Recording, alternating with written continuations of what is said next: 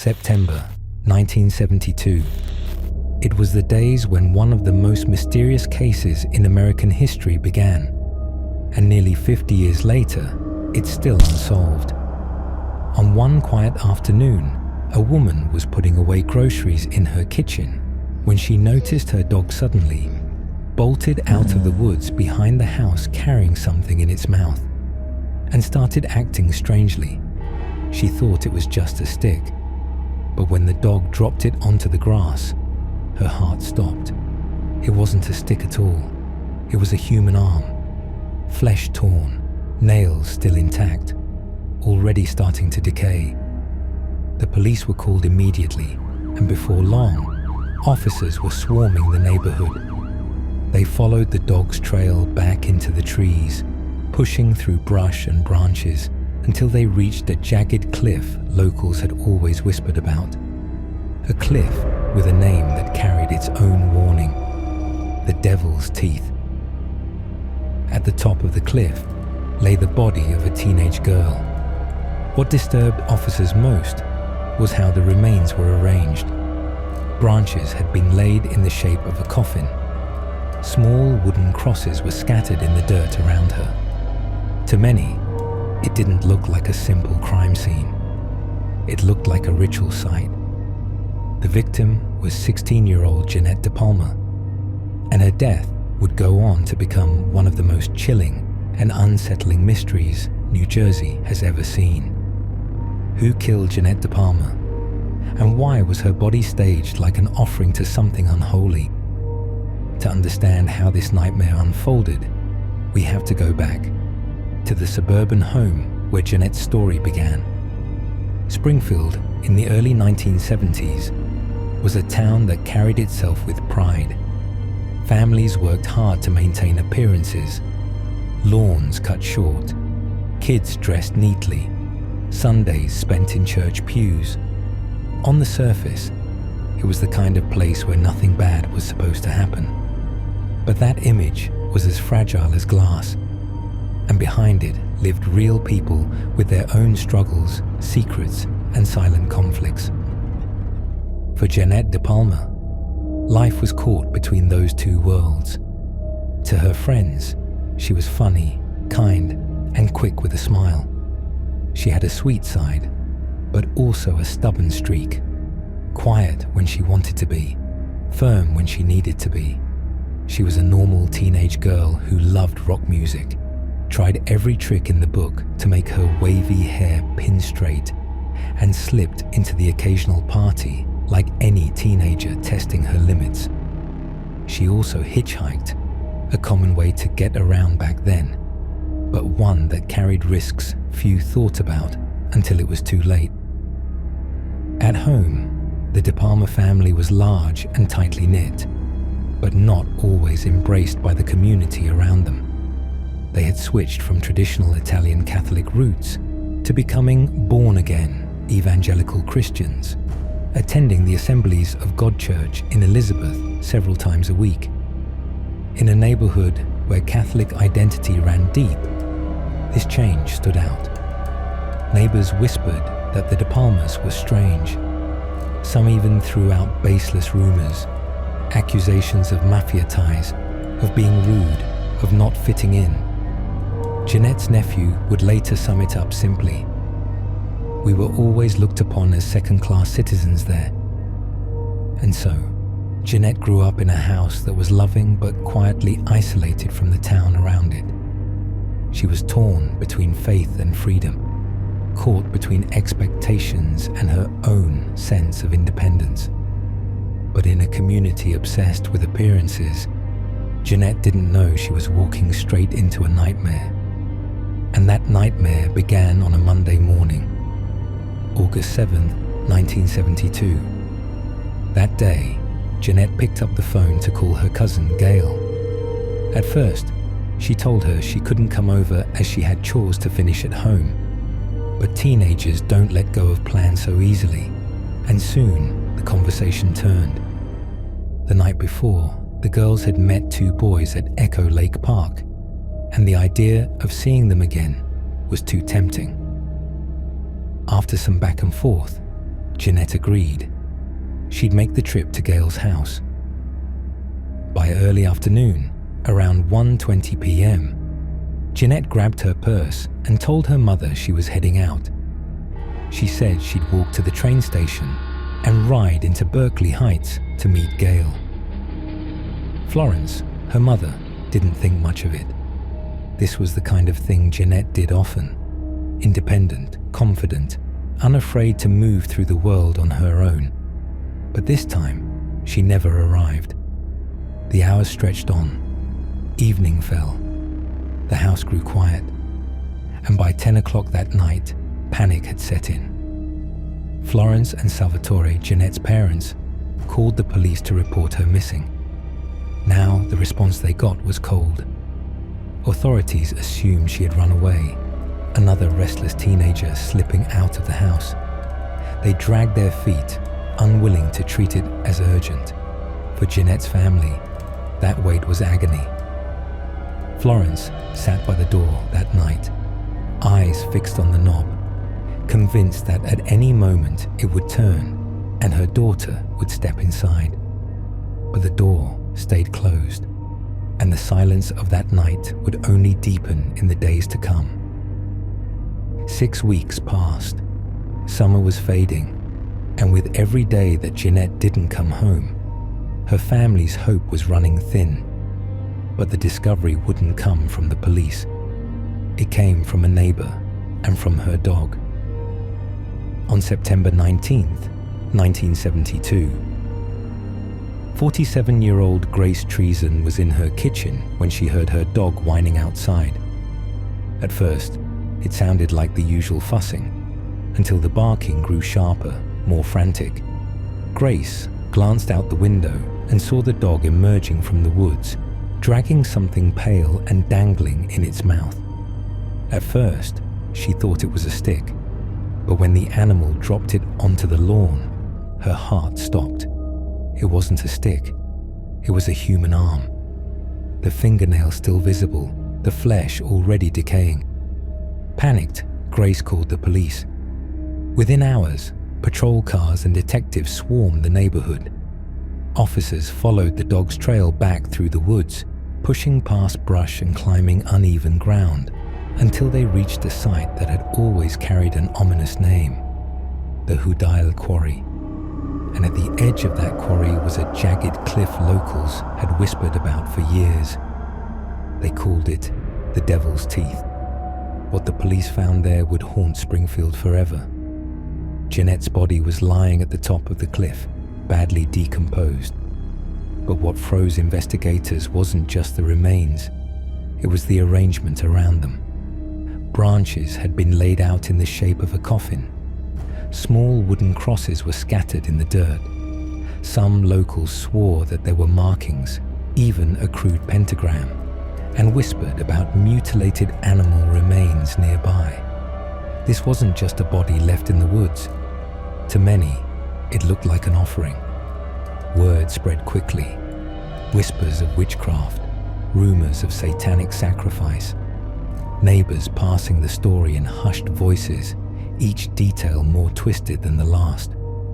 And for Jeannette's family, the nightmare had reached its cruelest stage. Their daughter hadn't run away. She hadn't simply vanished. She had been left on the Devil's Teeth, arranged in a way that suggested something darker, something that terrified an entire community. This wasn't just a murder. At least, that's not how it looked. This looked like a ritual.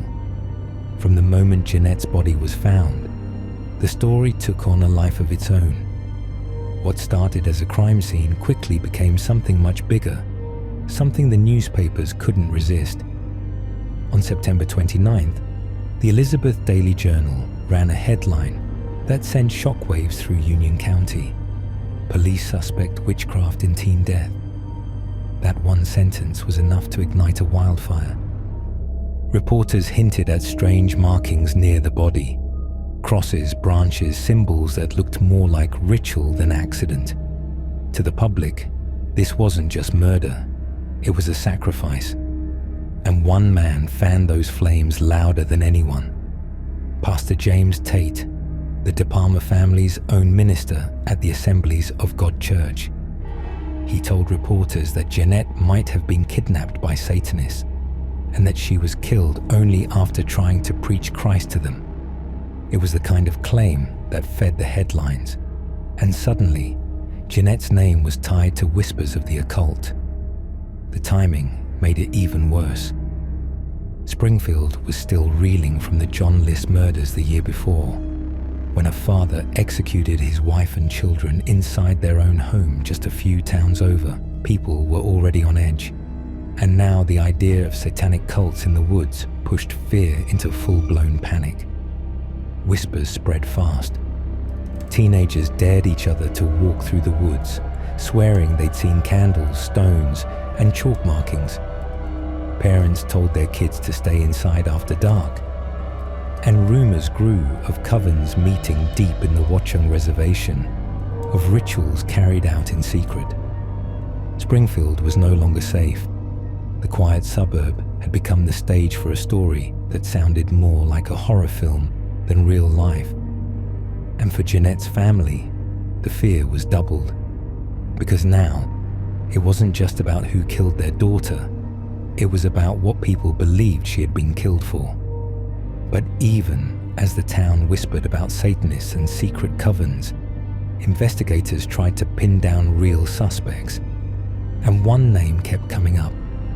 He was known only as Red, a drifter who worked as a caddie at the nearby Baltus Royal golf course, and who camped just a short walk from where Jeannette's body had been found. Red was rough, transient, the kind of man locals instinctively distrusted. And just as mysteriously as Jeannette disappeared, so did he. Sometime in August of 1972, his campsite was abandoned. When police finally tracked him down months later, they questioned him.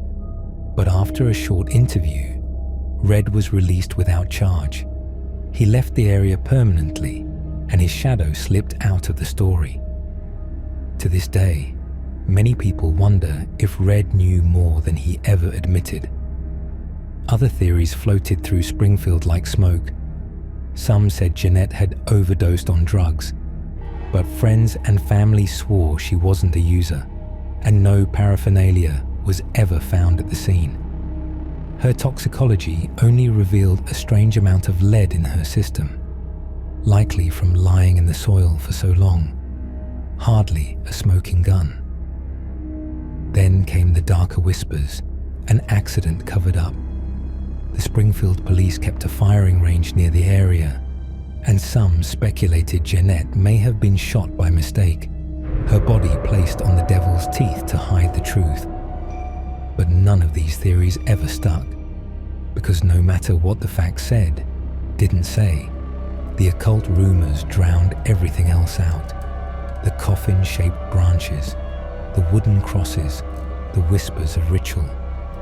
And in that haze of fear and silence, Jeannette's killer remained hidden. For years, theories swirled, but real answers never came. And part of the reason was painfully simple. There were no files to look at. When researchers and reporters later tried to revisit Jeannette's case, Springfield police had the same response every time. The records were gone.